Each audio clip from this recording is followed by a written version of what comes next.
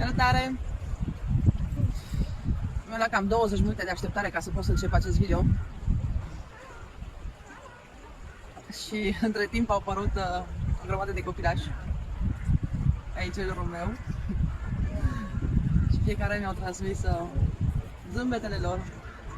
Mi-au transmis același mesaj: hai că poți!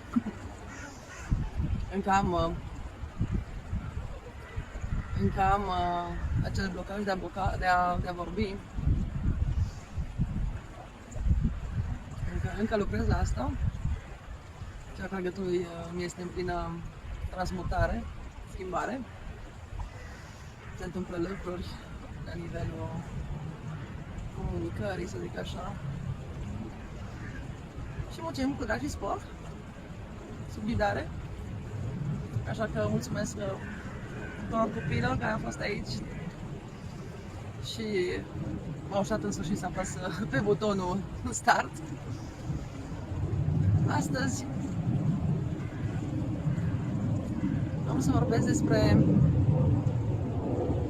toți cei care se întreabă ce să facem, ce să începem. Simt chemarea, simt trezirea, simt multe chestii.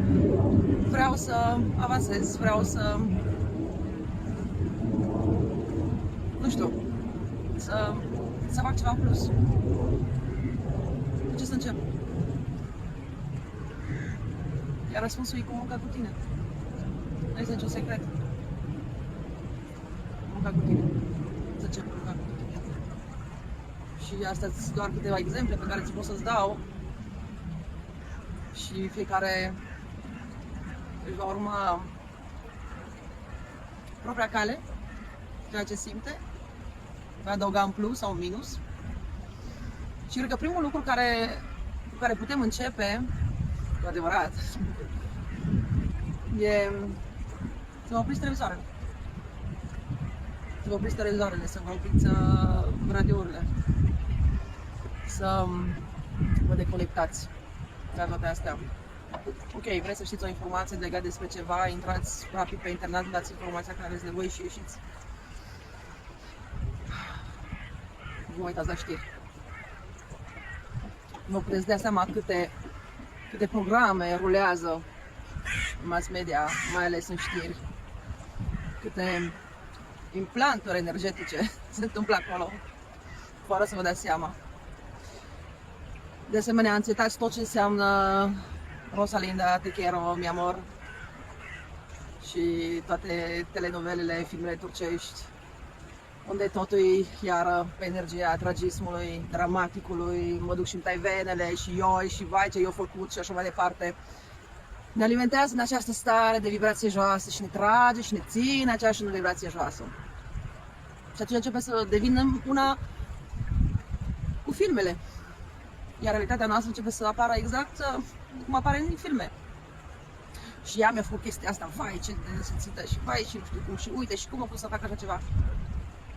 Dacă doriți ca viața voastră să rămână o telenovelă dramatică,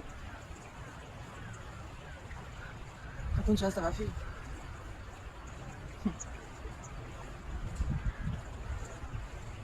Am întâlnit extrem de multe persoane care, primul care fac dimineața, pregătindu-te să meargă la muncă, să copii și așa mai departe, televizorul dat la maxim, ascultăm știrile. Începem ziua cu zgomot, cu foarte mult zgomot, cu foarte multe vești proaste, cu energii joase. Vă propun să începeți să schimbați asta la voi, în cotidianul vostru. Vă propun să începeți dimineața în liniște. Puteți începe cu cea mai frumoasă energie, recunoștința. Mulțumesc! Mulțumesc la ce vreți voi. Mulțumiți! Nu doar la lucrurile bune. Mulțumiți la orice se întâmplă în viața voastră, orice vine în viața voastră, orice situație vine în viața voastră, orice s-a întâmplat în viața voastră. Mulțumiți! Binele și răul nu există în realitate. Există doar experiența și felul în care reacționăm la ceea ce se întâmplă. Aia face toată diferența. Mulțumiți! recunoștință. Stați în starea de gratitudine. Energia gratitudinii este practicați recunoștința. Dimineața în liniște. Simțiți energia gratitudinii.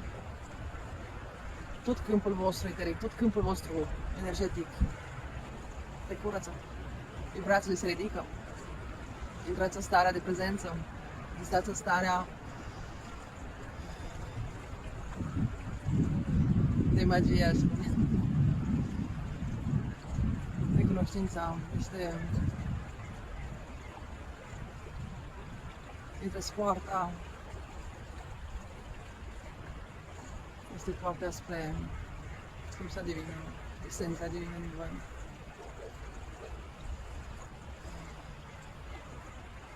Puteți să-mi să faceți o rugăciune.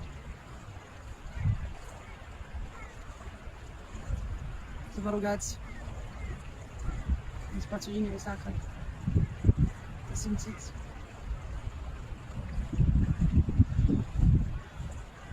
Să vă rugați. Adevărat. Dar nu mai să cereți. Nu turuiți rugăciunea aia. Nu spuneți de aici din minte, ci de aici din inimă. Rugăciunea poate face miracole. Meditați. Pentru cei care n-au meditat niciodată, începeți cu 5 minute, 10 minute, poate nu dimineața, poate în timpul zilei, seara.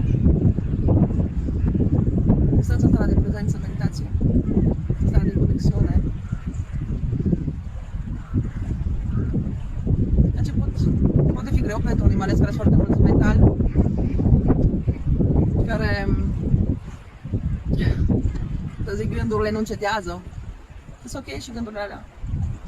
Pleacă și vin și pleacă, vin și pleacă. Vedeți, observați. Rămâneți în starea de observator. Nu sunteți gândurile voastre. Nu sunteți emoțiile voastre. Conectați-vă la intuiția voastră. Știu, pentru femeie este mult mai ușor decât bărbații, pentru că femeia este în simțire, pentru că femeia este profunzimea.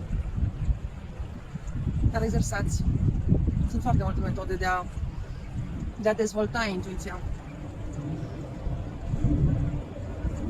Dați locul care se cuvine intuiției voastre. Ascultați-vă intuiția, dați mai multă încredere. Nimic nu se face fără muncă.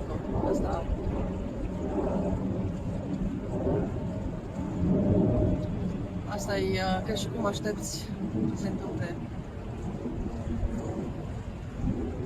Dar eu în același timp să nu fac nimic. Încetați să vă mai plângeți.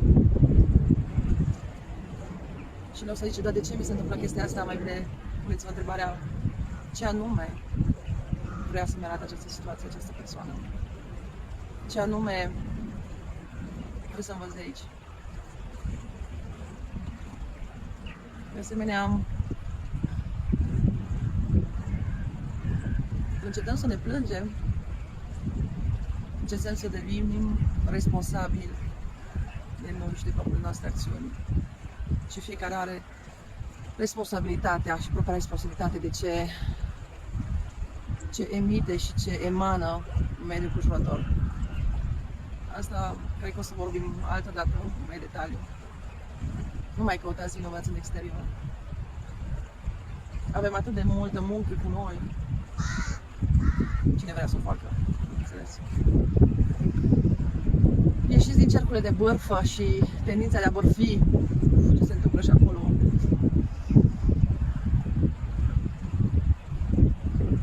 Și acolo noi avem destul de muncă în trupa noastră grădină.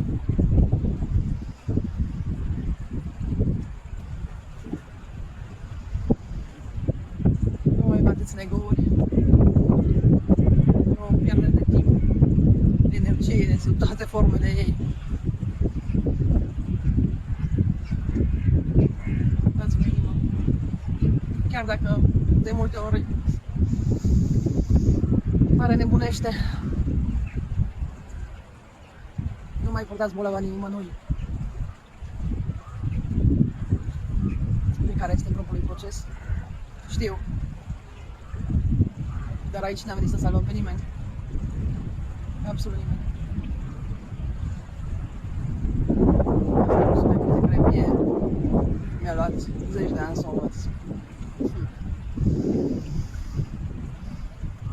Informați-vă, citiți, aveți la dispoziție absolut tot astăzi. Înainte de acasă.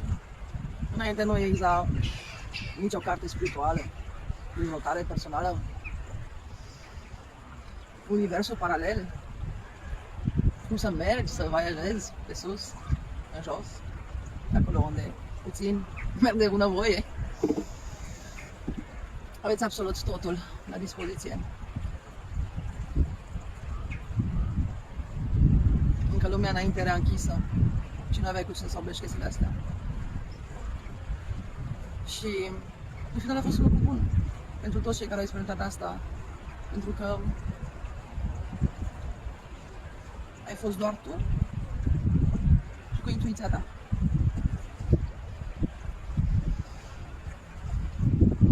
Și orice și voi devine același lucru. Și orice citiți, orice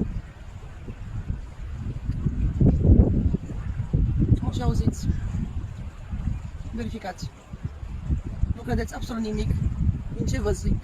Nu credeți absolut nimic din tot ce vă scriu. Nici eu, nici altul. Verificați, certificați, cercetați, voi singuri. Textele și toate cărțile și tot ce putem citi ajută până la anumit punct. Poate fi conștientizare, poate fi acele aha-uri. Important e ce facem după cu ele. Dar atâta vreme când rămân aici în minte, nu prea ajută la nimic. Iar mintea poate fi destul de periculoasă. Și fiecare are filtrul lui al minții de a înțelege un text, un paragraf, o frază. Iar filtrul minții este de ce mai mult înșelător. Pentru că dacă tot ce ai citit nu ai mers și l-ai experimentat și l-ai trecut prin spațiul inimii tale sacre, dacă nu te-ai dus să-l simți, să-l experimentezi, să-i simți forma, egal cu zero. Pentru că totul va rămâne aici, la nivel de minte. Și cum te-a ajutat? Du-te, experimentează, trece prin filtrul inimii, nu a minții. Pentru că asta nu ne ajută foarte mult, nimic nu valorează cu practica, cu experiența, cu simțirea. Ok, am înțeles teoria, dar dacă eu nu am experimentat ceea ce scrie acolo, va rămâne aici. Iar asta este un fel de, nu știu cum să-i spun,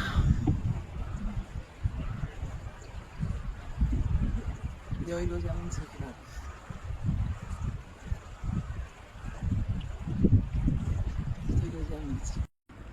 Deci, pe scurt, atâta vreme cât tot ce acumulăm ca informații, tot ce citim, peste tot, indiferent de surse, rămâne doar acea cunoaștere intelectuală, asta va fi o acumulare de informații în care vom fi foarte buni la citate, vom fi foarte buni la a da răspunsuri așa rapid.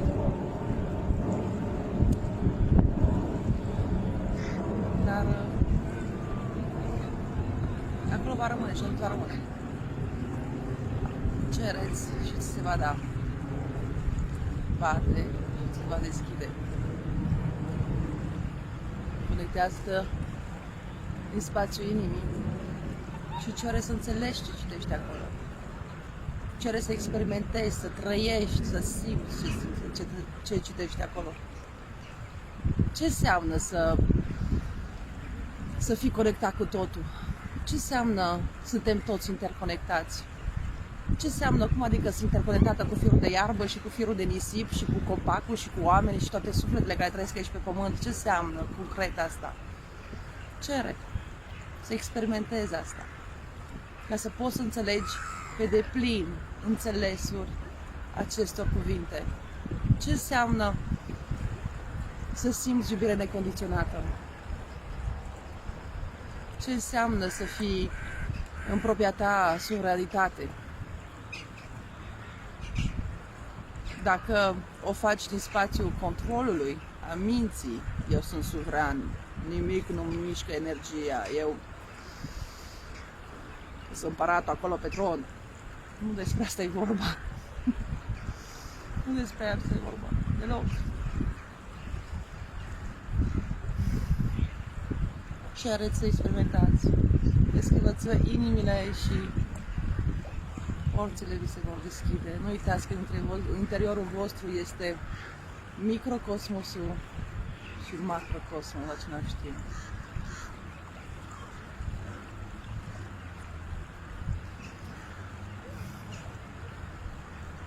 Hai să fie de folos pentru moment. N-am intrat în detalii în fiecare, bineînțeles. Dar nu uitați